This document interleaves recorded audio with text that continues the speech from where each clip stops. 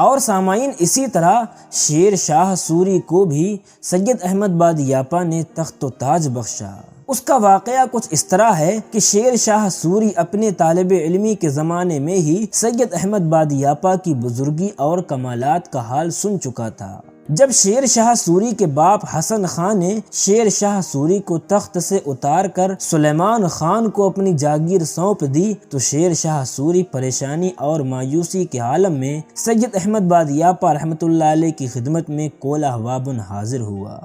جب یہ حاضر ہوا تو اس وقت حضرت مراقب تھے، تو شیر شاہ سوری سلام کر کے دیر تک کھڑا رہا۔ جب حضرت کی آنکھ کھلی تو شیر شاہ سے فرمایا بیٹھ جاؤ، اور اتنا کہہ کر پھر سے یاد الہی میں آپ غرق ہو گئے۔ جب آپ نے دوبارہ سر اٹھایا تو شیر شاہ پر ایسی لرزہ کی کیفیت طاری تھی کہ وہ حضرت کے حکم کے بعد بھی بیٹھا نہیں اور کھڑا ہی رہا۔ حضرت نے شیر شاہ سوری کو ڈانٹ کر کہا بیٹھ جا یا چلا جا۔ یہ سن کر شیر شاہ سوری سہم کر بیٹھ گیا۔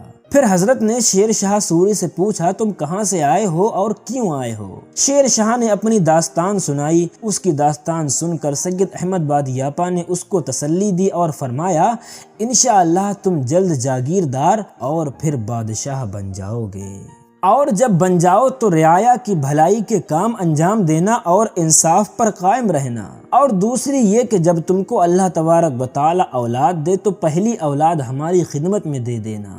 شیر شاہ نے دونوں شرطوں کو قبول کر لیا اور رخصت ہو کر سہسرام کے لیے روانہ ہو گیا، اور پھر کچھ عرصے کے بعد آگرہ چلا گیا، اور دولت خان کے یہاں جو 12,000 سوار کا سردار تھا اس کے یہاں ملازمت اختیار کر لی۔ سامعین اب سید احمد بادیاپا کی پیشن گوئی نے دم بھرنا شروع کیا کہ رفتہ رفتہ شیر شاہ کی بہادری اور مقبولیت میں اضافہ ہوتا گیا، یہاں تک کہ اس وقت کے عظیم حکمران بادشاہ ہمایوں کو بھی اس سے خطرہ محسوس ہونے لگا۔ تو ہمایوں شیر شاہ کی سرکوبی کے لیے 25 جون 1539 عیسوی کو لشکر کے ساتھ روانہ ہوا۔ بکسر کے قریب جونسا کے مقام پر شیر شاہ سوری اور ہمایوں کی فوج کے بیچ مقابلہ ہوا، اور سید احمد بادیاپا کی پیشن گوئی کے مطابق شیر شاہ سوری کو اس جنگ میں جیت حاصل ہوئی، اور ہمایوں شکست کھا کر بھاگا کہ دلی پر شیر شاہ نے قبضہ کر لیا۔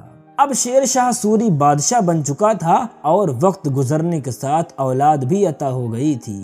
چنانچہ شیر شاہ سوری اپنے وعدے کے مطابق چند سال کے بعد پھر سے سید احمد بادیاپا کی خدمت میں کولہ وابن میں حاضر ہوا۔ سید احمد بادیاپا کی قدم بوسی کی اور شکریہ ادا کیا، اور جب شیر شاہ رخصت ہونے لگا تو سید احمد بادیاپا نے فرمایا اب تو تم بادشاہ ہو گئے اور اولاد بھی اللہ تبارک و تعالی نے عطا کر دی، مگر وعدے کے مطابق تم اپنی پہلی اولاد کو اپنے ساتھ لے کر نہیں آئے۔ بادشاہ نے عرض کیا کہ حضرت میں اس سے غافل نہیں ہوں، میری پہلی اولاد ماہ بانو ہے اور ابھی اس کی عمر کم ہے، اور یہاں کوئی قیام کا بندوبست نہیں ہے۔ قلعہ کے تیار ہو جانے کے بعد میں اپنے وعدے کے مطابق اپنی پہلی اولاد ماہ بانو کو آپ کی خدمت میں پیش کر دوں گا۔ المختصر شیر شاہ کے حکم سے قلعہ تعمیر ہو گیا، اور ماہ بانو نے خواب دیکھا کہ سید احمد بادیاپا فرماتے ہیں کہ تم درگاہ کولہ وابن حاضر ہو کر اللہ کی یاد میں مستغرق ہو جاؤ۔ ماہ بانو آنے کے لیے تیار ہو گئیں اور کہا کہ تا حیات حضرت کی خدمت میں رہ کر عبادت کروں گی۔ شیر شاہ نے اپنی صاحبزادی کو اس کے استاذ سید اسماعیل کی سپردگی میں کچھ خادموں کے ساتھ روانہ کر دیا۔ ماہ بانو نے کولہ وابن پہنچ کر قلعہ میں قیام کیا اور عبادت و ریاضت میں مصروف ہو گئیں۔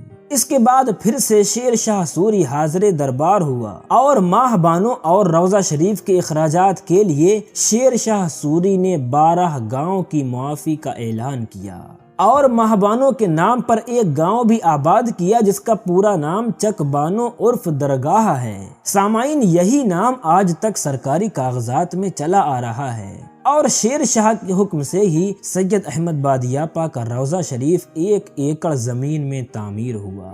سامعین شیر شاہ کی ناگہانی موت کے بعد اس کا چھوٹا لڑکا جلال سلیم شاہ تخت پر بیٹھا، اور شیر شاہ کے انتقال کے بعد جتنے بادشاہ تخت نشین ہوئے انہوں نے نہ صرف شیر شاہ کے نظر کیے ہوئے 12 گاؤں کی معافی کو قائم رکھا بلکہ اس میں مزید اضافہ کرتے گئے۔